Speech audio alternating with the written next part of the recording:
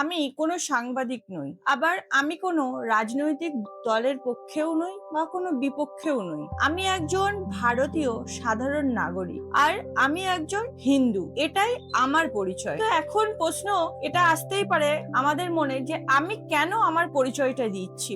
আমি এই কারণে আমার পরিচয়টা দিচ্ছি যে হিন্দু হিসাবে বা ভারতীয় হিসাবে কি সত্যি আমরা নিরাপদ? তাই ভারতীয় হিসাবে বা হিন্দু হিসাবে যখন আমাদের নিরাপত্তার কথা ওঠে, সেটাকে কিন্তু আমিও এড়িয়ে যেতে পারি না। সম্প্রতি যাদবপুর ইউনিভার্সিটির পাশে একটি মঞ্চে অভিজিৎ দাস নামের একজন ব্যক্তি হিন্দু সুরক্ষা কমিটির পক্ষ থেকে এমন কিছু মঞ্চে উঠে বলেছেন, আমার ব্যক্তিগতভাবে মনে হয় এই ধরনের কথাবার্তা বলা উচিত নয়।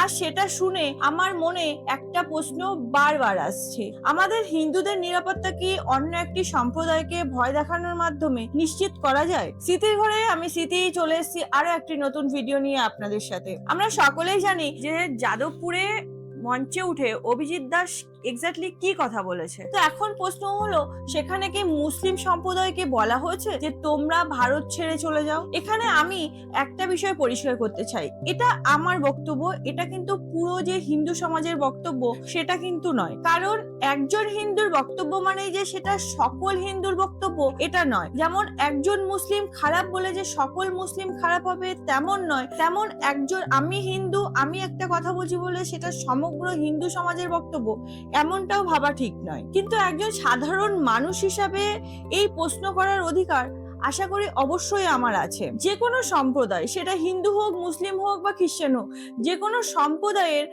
একজন মানুষের কথা শুনে বা একজন মানুষকে বিচার করে সেই গোটা সম্প্রদায়কে বা গোটা ধর্মটাকে নিয়ে একটা মত পোষণ করা বা একটা সিদ্ধান্ত নিয়ে নেওয়া, সেটা কি ঠিক? সেটা কি ন্যায়? আমি একজন হিন্দু, আমি অবশ্যই চাই যে হিন্দুরা নিরাপদ থাকুক, তার জন্যে সবকিছুই করো, কিন্তু সেটা অন্য কোনো সম্প্রদায়কে ছোট করে নয় বা অন্য কোনো সম্প্রদায়কে আঘাত করে নয়। আমি একজন হিন্দু, আমি চাই যে সমস্ত হিন্দুরা নিরাপদে থাকুক, হিন্দুদের ওপর কোনো অত্যাচার হলে তারা সঠিক বিচার পায়। কোনো হিন্দু পরিবার তারা যেন নিরাপত্তাহীনতায় না ভোগে, প্রশাসন সেটা দেখুক বা প্রশাসন সেটার দায়িত্ব নিক। কোনো হিন্দুদের যদি বাস্তব কোনো সমস্যা থাকে, সেই সমস্যা সমাধান হোক, সেই সমস্যা জোরালো ভাবে তারা কথা বলতে পারুক। কিন্তু আমার কাছে একটা সীমারেখা থাকবে, যেখানে আমাকে জানতে হবে যে আমাকে কোথায় গিয়ে থামতে হবে।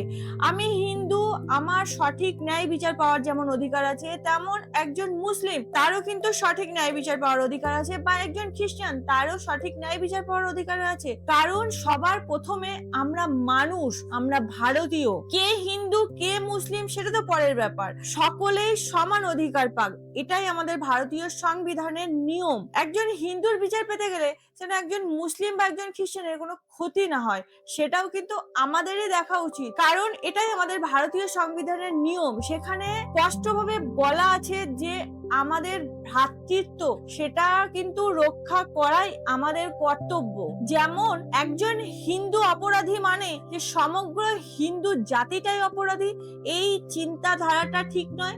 তেমন একজন মুসলিম খারাপ বলে মুসলিম সমাজটাই যে খারাপ, এই কথাটাও প্রযোজ্য নয়, এই কথাটাও ঠিক নয়। আমরা একবার একটু সাধারণ একটা মুসলিম পরিবারের কথা ভেবে দেখি তো, তাদের জায়গায় নিজেদেরকে বসিয়ে দেখি তো, তারা হয়তো কোনো রাজনৈতিক দলের পক্ষে নয় বা বিপক্ষে নয়, তারা হয়তো একটা সাধারণ ভারতীয় হিসাবে তাদের জীবনযাপন করছে। কিন্তু আজকে আমরা কি করছি, তাদেরকে একটা মুসলিম সমাজকে কিছু মানুষের জন্য বা কিছু মুসলিম মানুষের জন্য একটা গোটা সম্প্রদায়কে আমরা কালিমা লিপ্ত করছি। সেই পরিবারটি, মুসলিম পরিবারটি হয়তো কোনো রাজনৈতিক দলের সঙ্গে যুক্ত নয় বা কোনো ধর্মীয় সংগঠনের সঙ্গেও তারা যুক্ত নয়, তারা হয়তো শুধুই ভারতীয় নাগরিক। আর তারা যখন শুনছে যে তাদের সম্প্রদায়ের মানুষকে ভারত ছেড়ে চলে যাওয়ার কথা বলা হচ্ছে, তখন তাদের মনের অবস্থাটা কি? তখন তাদের মনে ভয়ভীতির সৃষ্টি হওয়াটা কি কিছু অস্বাভাবিক? সেটা কি স্বাভাবিক নয় যে তারা ভয় পাবে? আর এখন আমার প্রশ্নটা ঠিক এইখানটায়, যে আমরা কি এমন একটা ভারত চাই যেখানে হিন্দু বা মুসলিম যে কোনো ধর্মের মানুষই হোক না কেন, তারা নিজের ধর্মের জন্য ভয় পাবে আমাদের নিজেদের ভারতবর্ষে থাকতে? এখানে মনে পড়ে আমার B.R. আম্বেদকরের একটি কথা। যখন সংবিধান গঠন করেছিলেন তিনি তিনটি কথা বলেছিলেন আমাদেরকে। সেই তিনটি কথা কি? সেই তিনটি জিনিস হলো স্বাধীনতা, সমতা ও ভ্রাতৃত্ব। এই তিনটিকে একবদ্ধ রাখতে হবে, কারণ আর এই তিনটি জিনিস যদি একবদ্ধ না থাকে তাহলে স্বাধীনতা থাকবে কিন্তু সমতা থাকবে না, আবার সমতা থাকবে কিন্তু স্বাধীনতা থাকবে না, আবার এটাও হতে পারে স্বাধীনতা সমতা থাকলো কিন্তু ভ্রাতৃত্ব থাকলো না। তাহলে এই তিনটি জিনিস যদি একবদ্ধ না থাকে আমরা নিজেরাই নিজেদের মধ্যে লড়াই তৈরি করব, লড়াইয়ের সৃষ্টি হবে। আর সেই জন্যই তিনি বলেছিলেন যে আমাদের রাজনৈতিক গণতন্ত্র শুধুমাত্র ভোটের মধ্যে সীমাবদ্ধ রাখলে চলবে না, তার সাথে সাথে আমাদের স্বাধীনতা, সমতা ও ভ্রাতৃত্ব এই তিনটে বিষয় আমাদের ব্যালেন্স করে চলতে হবে। আর এই তিনটে জিনিসের মধ্যে যদি ব্যালেন্স থাকে তাহলে আমরা একটা সুন্দর ভারতবর্ষ তৈরি করতে পারবো। আমার কাছে একজন হিন্দুর নিরাপত্তা হলো আইন সবার জন্যই সমান। কেউ হিন্দু হলে সে অপরাধী বলে ছাড়া দেওয়া হবে, আর কেউ মুসলিম হলে সে অপরাধ না করেও তাকে শাস্তি দেওয়া হবে এমনটা নয়। আইন সবার জন্য সমান হওয়া উচিত, যে অপরাধী তাকে শাস্তি দেওয়া উচিত, সে হিন্দু হোক বা মুসলিম হোক। এটাই হলো আসল নিরাপত্তা। আর নিরাপত্তার ভাষা কখনোই এমন হওয়া উচিত নয় যে ওরা শত্রু, ওদেরকে তাড়িয়ে দাও। এটা অর্থ হলো একটা গোটা সম্প্রদায় বা ধর্মের সাথে অবিচার করা হয়, তাদের ধর্মকেই টার্গেট করে তাদেরকে সরিয়ে দেওয়ার কথা ভাবা হয়। তাই আমি কখনোই এইরকম ভারত চাই না। আমি এমন ভারত চাই যেখানে আমরা বলতে পারবো যে আমরা হিন্দু মুসলিম ভাই ভাই। আমি অবশ্যই আমার নিজের ধর্মটাকে ভালোবাসি, আমি অবশ্যই চাই যে হিন্দু ধর্মের মানুষরা নিরাপদে থাকুক।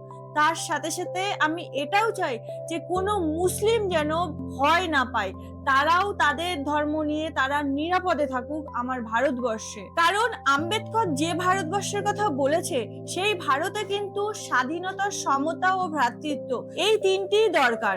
আর তাই আমি নিজের ধর্মকে ভালোবাসতে গিয়ে বা নিজের ধর্মকে বাঁচাতে গিয়ে অন্যের ধর্মকে ছোট করব না, বা অন্যের ধর্মকে টার্গেট করব না, বা অন্যের ধর্মকে ঘৃণা করব না। অন্যায়ের বিরুদ্ধে লড়বো, প্রমাণ চাইবো, আইনের পথে যাব। তাই বলে কোনো নিরপরাধ মানুষকে তার ধর্মের জন্য ঘৃণা করব না বা শত্রু বানাবো না।